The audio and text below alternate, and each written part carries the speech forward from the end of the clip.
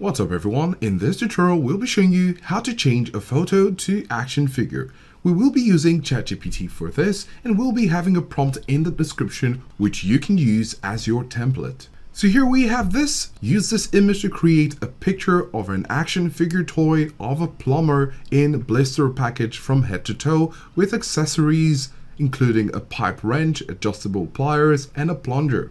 The package should read Mike the Plumber. So we're going to change this picture into this prompt. So let's add the picture.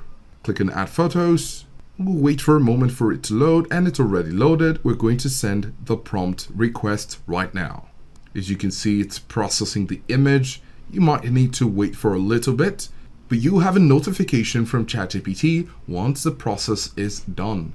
So we've had a notification that the image is created, and just look at that. We have our picture ready. This is Mike the Plumber, and you can see his tools. He's looking all cool and nice, and you can go ahead and make yours with the prompts template we've provided in the description below. So this is how to change a photo to action figure.